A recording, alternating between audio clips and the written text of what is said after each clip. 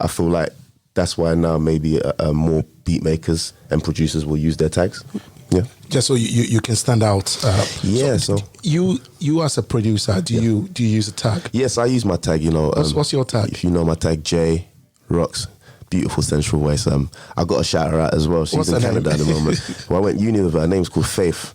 I remember back in Coventry, probably about 14, not even before that. Yeah, she was dope, man. Vocalist as well. But yeah, she done my tag for me. Dope girl. Okay. Yeah, I have a tag as well. So do my producers as well. All of them have their tags, their relative tags. And yeah, you know, within our productions and our music, our tags are quite unknown. Obviously, when it's a co-production, sometimes you may not put your tags on. You know, if say 3-4 producers have produced the beat, it's just very messy putting all their tags on, you know. Yeah, exactly. Yeah. As an artist, I wouldn't want that. yeah. It can get messy. I wouldn't want that. But if you, you know, thanks for breaking it down, at least giving us a platform to now explore. We're going to talk more about the music. We're going to talk more about the journey so far. But who is JRocs? JRocs. Yeah, a bit about you, man. Because when I chanced on you the other time, I mean, I saw firsthand how you were producing. I'm like, nah, this is amazing. I sat here within like 5 or 10 minutes. You've almost made a track. Yeah. I'm like, this is crazy. Where did the journey start from here for you? You know, where are you from? I'm originally from Ghana. You know, big up all my Africans, West Africans. Big up Ghana. Yes, that's where I'm originally from. Where you see that standing fan there, you definitely know you've come to Ghana now. So I'm originally from Ghana. I was born and raised in London, East London. I was born in Manor Park, East Sides. Moved to South East London, Thamesmead, when I was around the age of 7, 8.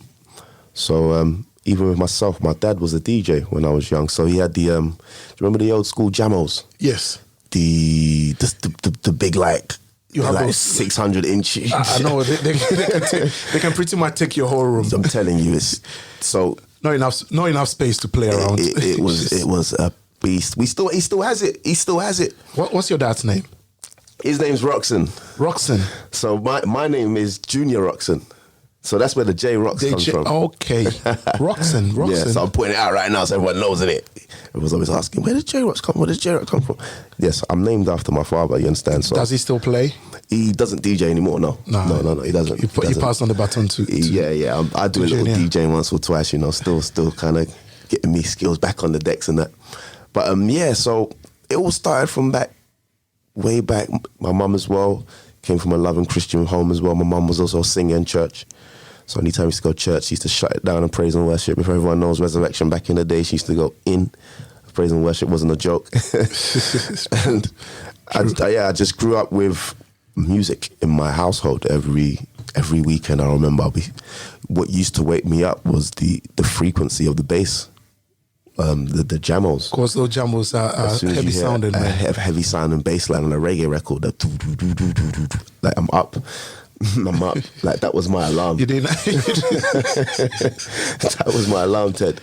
But that's interesting though. Yeah. So you've always had sound around you, and, exactly. And that kind of shapes your thinking into getting into. Did your dad encourage you in any way to pick up the production, or just? I remember when I was about 4 or 5, he bought me this little Casio keyboard, probably at the size of this sound card. Like literally had about 16 keys, and I remember he would just play a note and I would play a note and a note again. And then he'd play another note and then I'd play a note and a note again. And just from there, that's how my ear was trained, just to hear melody and just to identify melody. And obviously growing up and, you know, being around nursery rhymes or hearing nursery rhymes and trying to play like Humpty Dumpty, I don't know, all these things. Or even just like watching EastEnders when I was young, and still watch EastEnders now, man.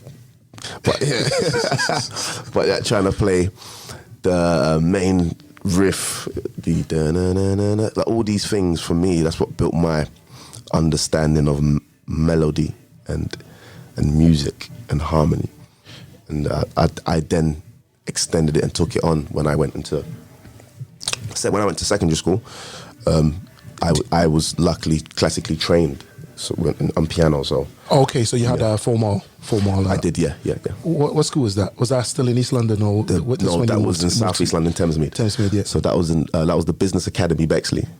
I think it's changed now. It's The Soundboy Session, the ultimate podcast of music, views, reviews, and interviews. The Bass King With Teddy Abrokwa. Real vibes, real conversations.